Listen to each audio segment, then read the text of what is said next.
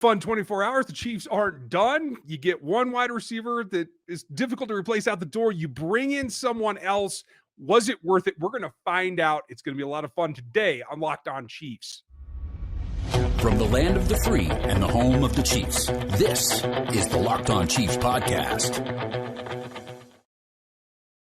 Welcome back, everybody. It's Locked On Chiefs, your team every day here on the Locked On Podcast Network, where we are free on all platforms all the time, forever and ever and ever. So if you're on YouTube, like, sub, and hit that bell notification. And if you're on the audio platforms, make sure you subscribe and leave us an iTunes review, a Spotify review, whatever you got to do. Let us know what you think. I'm Ryan Tracy, the founder of Rogue Analytics and Performance Consulting, where we work the athletic matrix, all the film, all the stuff that goes into the draft. And we are going to get to that here coming up later today with Matt Derrick. But right now, with the Marquez Valdes-Scantling signing, I think I said that all correctly. We're going to bring in our special guest, Peter Bukowski from the Locked On Packers. You guys have seen him before. You've seen me with him, whatever. How you doing, Peter? I'm good, Ryan. I am like you, trying to keep my head above water with everything going on. We both in the last 2 weeks experienced the teams we cover just traded a superstar receiver that we did not know was even like close to available to be traded. And the team that you cover happened to have made at least a receiver move before mine. A grudge match. I'm proposing it right now. Drew Rosenhaus, you and your brother. Let's go. Me and Pete will take you on. I'll take it right now. We'll do it. Right? It's been a whirlwind. And like you said, these two receivers, the top two in the NFL, in my opinion, both get moved out, and you got to make some kind of effort to replace them. I'm a little surprised that you didn't get MVS back in Green Bay. Are you surprised by that? Not when I saw the money. I just don't think the Packers were willing to go to 10 million. And I know that we have to always be very careful about talking about contracts until we see the final numbers. Like we thought the Devontae Adams deal was actually 27.8 or whatever it was. And then it turns out it's really like 22.5 for the first 3 years. So like these things get massaged. The Tyreek deal, first gets reported as 3 for 75 on the extension. And then of course, speaking of Drew Rosenhaus, he gets mad at Ian Rappaport. And so Ian has to go, oh no, it's really 4 for 120, even though we know it's 3 for 75. So that makes this complicated here, but I don't think the Packers wanted to go multiple years. The reporting is this was a 1-year deal offer from Green Bay with voids to make the money work in year one. And then the New Orleans Saints reportedly had a 2-year deal on the table, and it was Kansas City with the sweetener to go to 3 years. My understanding of it is they were all relatively close in terms of 2022 money. You take the security every time if you're Marquez, and also you get to go from Aaron Rodgers to Patrick Mahomes, the only guy I think on his level in the NFL right now, versus like maybe Jameis Winston in New Orleans. And so I think the Chiefs ultimately become a really, really desirable destination for him, even if the money is close to equal. And then I think the extra year, even if he's not going to play the extra year, and I don't know, we'll see, right? That is the sweetener that they needed. Yeah, in terms of his quarterback lottery, he's playing with loaded dice. Like, good for him. That's a nice way to get that done. So I know what I think from the outside, having watched film against him, seen what he's done, bits and pieces. Break it down for me. What does he bring to a wide receiver core, knowing that he doesn't have to be everything that Tyreek Hill is, but what is he himself? Speed, dirty, nasty speed. I think Eleanor Roosevelt said that. And it fundamentally changes the way you can play offense. And it as Chiefs fans, you saw it with Tyreek Hill. His ability to what I had a scout refer to me once as oh shit speed, because it makes you say that when you see him on tape, or all of a sudden he's by you and it's oh shit. And it's a touchdown, right?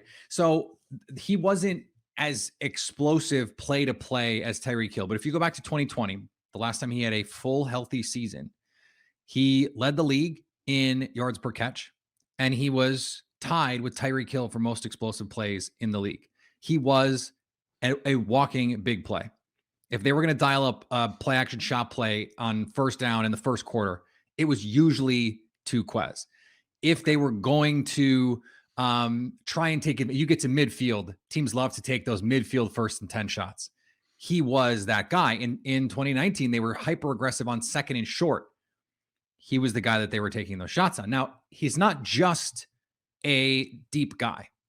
That is most of what he does, but that is not all of what he does. That speed allows him to win underneath because teams do not want to press him. Not with regularity anyway. And we saw it against Tampa Bay in the NFC Championship game last year, or 2 years ago, excuse me. He was on a field with Devontae Adams, Mike Evans, Chris Godwin. Marquez Valdes-Scantling was the best receiver on that field that day. He was extremely good. There were a couple big plays down the field, but also deep in breakers, slants. If you're bailing, all of a sudden he can run a little 8-yard stop route, and it's just pitch and catch. That's what he allows you to do. Is he going to go up and win contested balls like Tyreek? No, even though he's 6'4". It's just not in his game. It's not what he does.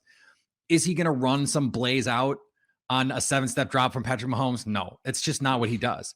But if you let him do the things that he does, he can be really, really useful for your offense. And I think in terms of fit, it's hard to imagine a better fit than Kansas City, where you have to be able to open up. You have Travis Kelce, right, to have the middle of the field open.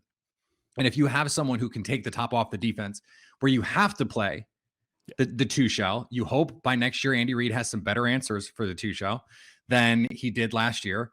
But if they're going to play single high, we dare you to play single high if you have 83 on the field, because I can't tell you how many times. I probably count on one hand the number of times that if he's deep, he's covered step for step with a corner. It just doesn't happen very often. He's just that fast and that lanky. And if it's not a completion, it's just because they either didn't have time or the throw wasn't enough. Like, that's it. Or he dropped it. And that's been a problem. That's the one bugaboo for him, is the drops. There's a little Ted Ginn Jr. in his game where, like, out loud. He might be. That's why I tried to say it through my teeth. You get the perfect concept dialed up. You got Mills going, and the safety takes the cheese on the in breaker. You got the post in behind. Rodgers lays it right out there, and it's all of a sudden it's hitting the dirt, and it's just like, come on. And this is the reward that he brings, and it's also the pain. So there are going to be balls that Patrick Mahomes puts right on his hands. It's a walk-in touchdown, and he misses them. And they're just going to be balls because those are tough passes to complete, right? Even if you're Patrick Mahomes and Aaron Rodgers, where it's just not going to be a great throw. And having to make those plays, it's not the easiest way to live. Has his progression stopped, or does he have upside still? So what's really interesting is, by all accounts, I mean, to a man, people on the team, coaches, and media saw a different guy in training camp last year. And he came in ready to take a step. And every prediction, every writer, every beat reporter is like, this is the guy who's going to take the step this year. And he was hurt. It was injuries that prevented him from getting to that place. He has a really good game early in the season against San Francisco. A throw on a red zone corner. I've just never seen anything like that. Marquez said it was the best throw he'd ever caught, like ever. And Patrick Mahomes can make those kinds of throws. That's the cool thing. He's advanced as a route runner. I think that's the big thing. He can beat you now in more ways. He's never going to be the run after catch guy that Tyreek is. He's not a jet sweep guy. He's not a like, if he's taking a slant for a bunch, it's really good blocking. Like, he had a screen against the Raiders in 2019 when Aaron Rodgers had a perfect passer rating, and he can go 80 yards. Yeah. If it's blocked, because he's just so fast.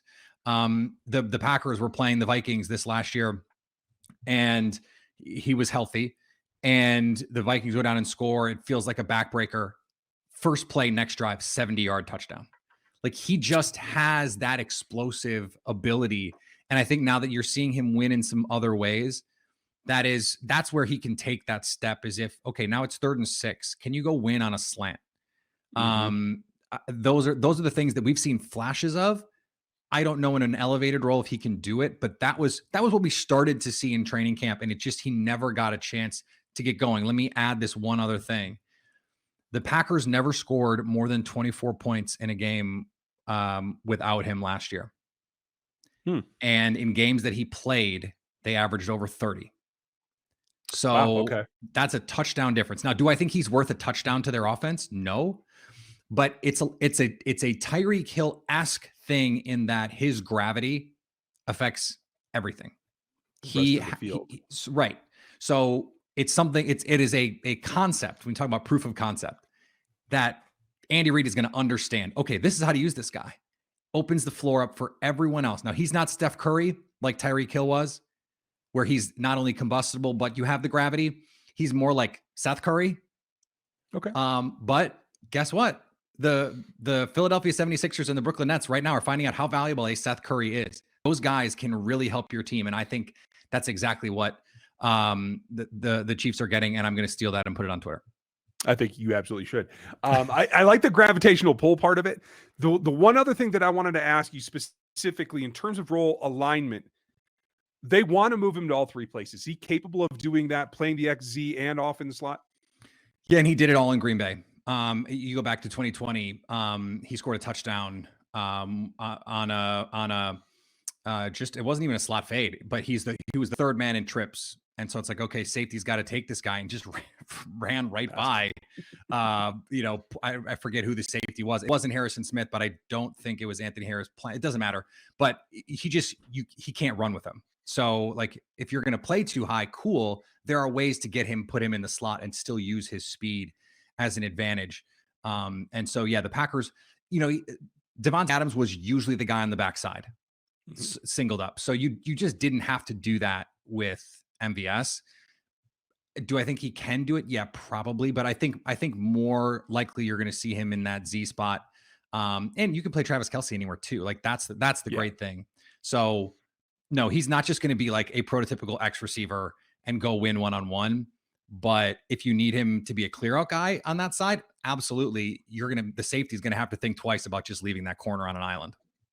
Sounds like it's going to be a great fit, folks. We're going to get up here in a little bit. I recorded an hour before this happened with Matt Derrick. He's going to come up next. But Peter, thank you for jumping in here and filling us in on the newest Chief. Appreciate it. Of course, Ron.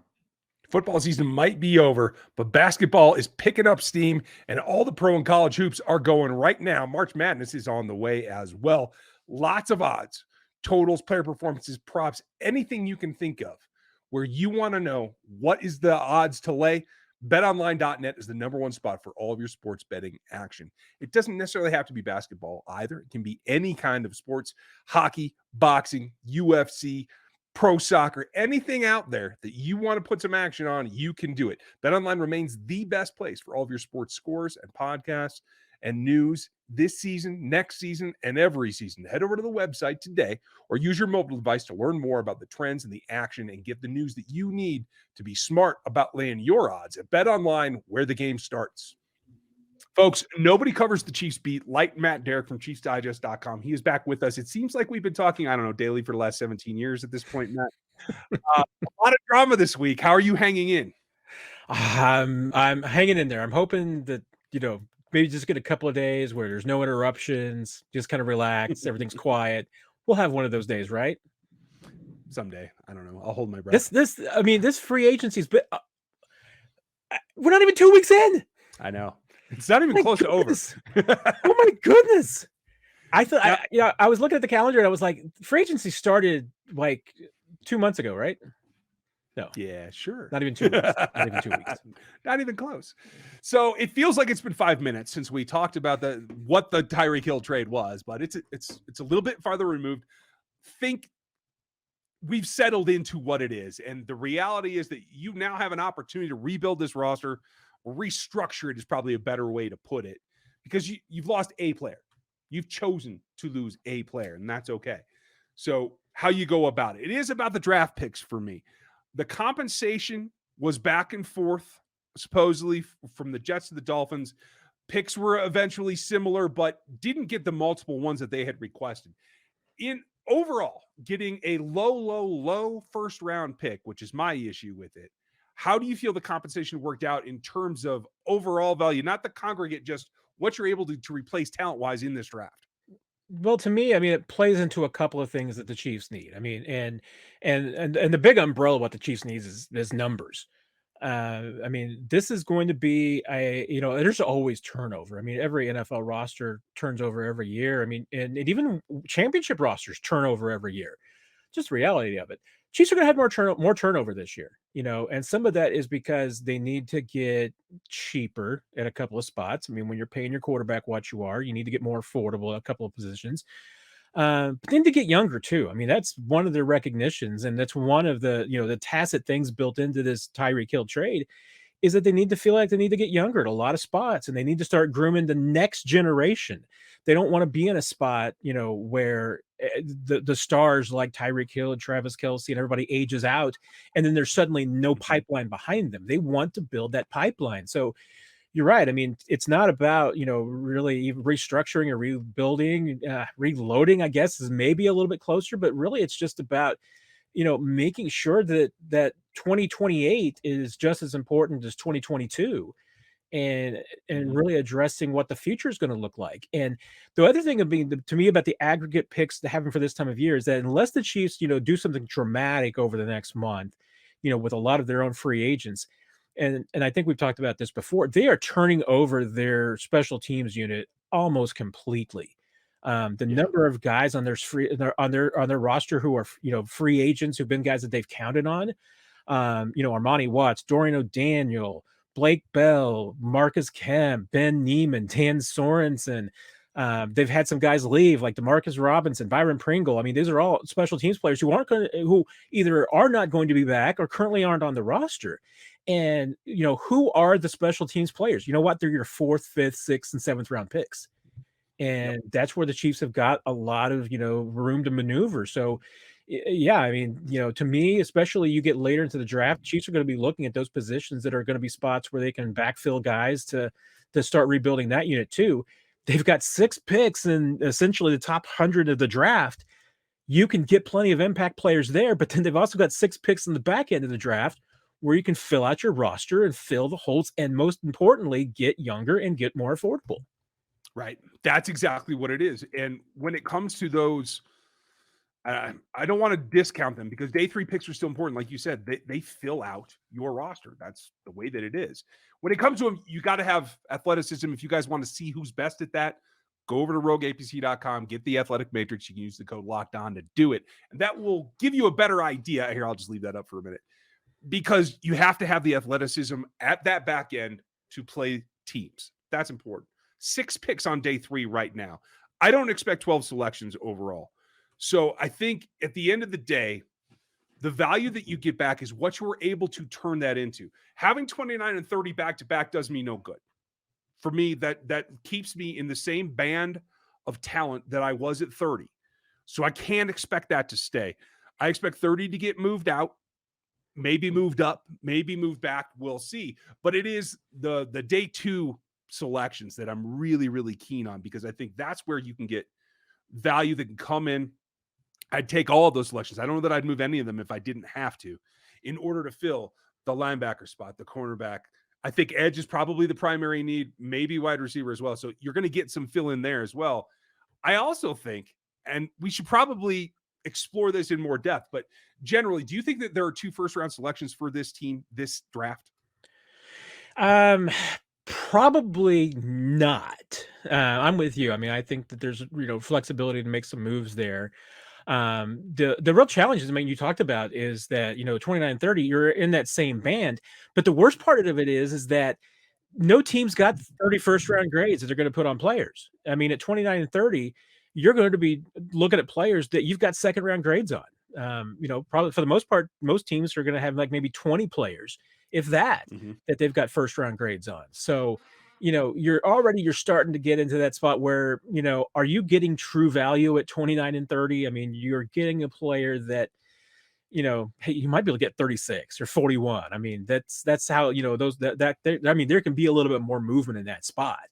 So, yeah, I mean, if the Chiefs, if there's an impact player that the Chiefs view in this draft as somebody that can come in and immediately play at a premium position, and edge is probably the one I would circle the most, but you could certainly put corner in that conversation. Receiver, maybe, but, I mean, there's some positions there that if you want to get a 1st round value, you're going to have to move up to get. And they've got the currency to do that. I mean, if they wanted to go from 29 to move up to get somebody, they can do that. And then they got the luxury of 30 that if the draft falls the right way, they can even move down and pick up more currency and get more draft picks back. So, yeah, I mean, we talk about the odds of, what Veach is going to do with the number of picks that he has and everything. Yeah, I would say right now the Chiefs taking 2 players in the top 30, I'm going to say is 40%. Yeah. Okay. Because I still always think that Brett Veach is going to move. And you may be right. I want to talk about where we're going to move. We'll get to that, but I got to tell you guys about our pals at Built Bar. You've heard us talk about these things before. These are Built Bars, and you have to take advantage of them. The new year is rolling, whether your resolution is or not, but these things are here to help you, whether they're a meal replacement or a substitute for something that you normally would take in, maybe isn't quite as healthy for you. All you have to do is try the puffs or try the marshmallow flavors or any of these, like the coconut almond, you have the toffee almond, all kinds of options for you that taste great. They taste like a candy bar. They provide the protein that you need, 130 calories on average, 4 grams of sugar, 4 grams of net carbs, and 17 grams of protein that you need to get through the day. And they're all covered in actual real chocolate. So you get a taste of what you're looking for as well. You can replace meals. You can actually supplement meals. You can do whatever you need to get through the day. And we have a special offer for you. Go to built.com and use our code LOCKED15 to get 15% off of your order. Use the promo code LOCKED15 for 15% off at built.com. So moving is what I'm interested in. This is the perfect draft, I feel, to move around because you are going to see, despite the fact it's a QB class not worth moving up for, they're going to go do it. They cannot help themselves. Quarterback needy teams have to go do it, and that means you have trade partners available. I am very interested in where you think the optimal spot would be. Like, how high do they have to go to get an impact player, either at edge or corner or wide receiver, the top 3 needs that they need? And we know that they'll fall in love with someone, but where do you think they have to get to make that impact? I mean, if you want to guarantee yourself, the player that you want, I mean, chances are, and this is ruling out anybody who's like a consensus top 10 pick. I mean, going from 29 to 10 is honestly something I'm only doing for a quarterback. I mean, with the, that's basically a Chiefs moves from 27 to 10 to get Mahomes. So to make that kind of move would be giving up the same kind of, currency that you gave up to get, which would mean next year's first round pick and some more stuff. That's more of a move than I think I would make for anyone that's not a quarterback. I mean, that's just tough to do from to me from a value standpoint. But if you're talking about getting one of those players that you've got a first round grade on, you know what? They usually fall because not every team's top 17 is the same. So to me, that sweet spot is probably like 22 to 23. You can't always count on the guy that you want dropping below that. But to me, if I'm wanting to get somebody that I've got a first round grade on, 23 is probably the last spot that you can count on them being there. Otherwise, I think you probably got to assume they're going to be out the board. Okay. My general concept is the first person that I want to talk to is whoever's running the phones in New York, because they had the Jets on the line there until the last little bit, right? I would still like to see the Chiefs try to split 29 and 30, go up to maybe 10 and back down to 38 or something like that to try to split the difference. You'd have to throw in a couple of picks there. Like we said, they do need volume. So they might be reluctant for that. But that is my general goal. I think you have to get in, like you said, at least into the teens. 23, I think, probably doesn't get you the premier talent that you want. So I think it's the teens. Do you think that's something that's worth pursuing, or would you rather see them take, say, 29 or 30 and try to work a deal for a veteran that is in the league now that they feel has upside that maybe they can wrangle away from their current team? I mean, I would still be tempted. If there's somebody that the Chiefs really like, I mean, I say go get them. I mean, I think you're always going to be better off with getting, especially considering that, the Chiefs salary cap problems just haven't magically gone away. And I think it would be a very tough sell to the Chiefs fans to say, we just let Tyreek Hill walk away from a $20 million salary cap hit because we weren't willing to pay him $25 million, and then go out and send a first round pick and a second round pick and a fifth round pick to somewhere to get an edge rusher that now we're going to pay $22 million a year to. I mean, right. That's tough. that's a tough sell. So and it doesn't go with what the Chiefs' philosophy really is right now, which is to get more affordable and to get younger. I mean, I don't rule it out. I mean, and certainly if there's a player that's out there that, and you're probably talking about the next range down. We're not talking about a player that you grade out as one of the best in the league. I mean, remember, Brett Veach told us he considered Frank Clark one of the league's premier pass rushers. You're not going to be making that kind of a trade to me right now. I mean, now you're probably, if you're going to be making a deal, you're going to be looking for somebody who's maybe one of the second tier pass rushers in the league. So to me, that's one aspect of it. The other I do think, which is notable for, from the conversation about how you maybe move around that board late if you're sticking at 30, you're right. I mean, you got to just cross your fingers that some quarterbacks fall, because if there's quarterbacks that are available late in the first round, there's going to be some teams that are willing to move up to get that 5th year option to get there. It's just, you can't count on that luck. I mean, you got to go into it with your plan. And if the plan is to move up, move up. Don't sit there at 29 30, just, thinking that there's a chance that you can move back and get more picks, because there's no guarantee that's the way the board's going to unfold. Yeah, they've tried that in the past and been unsuccessful and been standing at the altar with nobody ready to put a ring on. And that's the problem that I think you get into. And that's the only reason that I would say, if you have somebody, like you said, that maybe is on the younger side, maybe has gotten into their second contract and not gotten paid like they want, another reclamation project that's worth trading for, where you don't have to give up that huge draft capital, but doesn't put you in a bind cap-wise and salary-wise, then maybe you do that as well. I think there's a lot of options here, but I don't know that we see much movement before draft day. Do you?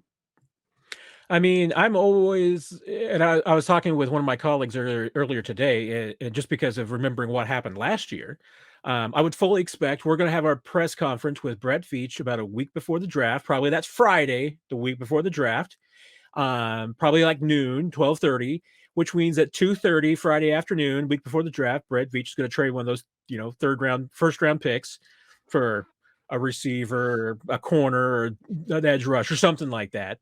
But that's, I mean, yeah, to me, that's probably what we're talking about. The window now is about a week before the draft would be when I think things will start picking up from a trade market standpoint.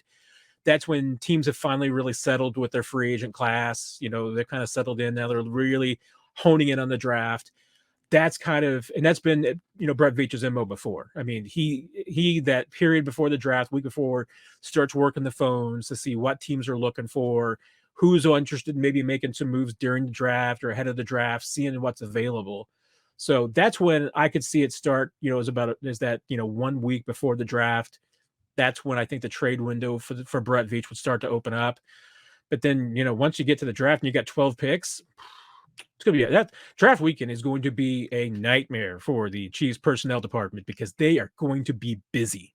Yes, absolutely. And folks, you'll be able to see me on the Locked On Network's live draft show, featured on all of our streaming content across all of our partners at Tegna as well. And I'll try to simulcast it on here on our channel as well. Matt will have insights over on RGR. I think we have to be prepared for a long weekend, Matt. That's all I'm saying. And as someone who has to put the words down and everything, I'm just saying, I love it when Brett Veach, goes into a draft every year and comes out with 6 players, because that's about the right number of, draft profiles and reports. That I don't have any interest in writing about 12 different guys and 4 7th round draft picks. So Brett, get to work, move around, move up. I want 6 players out of this draft. I like it. Folks, you will find all those write-ups at chiefsdigest.com, and more from us is here. Matt, thank you. It's been a heck of a week. I feel like you're stuck with me here, pal, but I appreciate you taking the time. Hey, everybody just take a deep breath and keep going on, man. It's going to be an explosive mock draft come Monday, folks. I will have that for you. We'll at least get through the top 6, because that's just the first 2 days. I hope that you guys are ready for it. Thank you for hanging out with us today. We'll be back with you for that on Sunday evening going into Monday.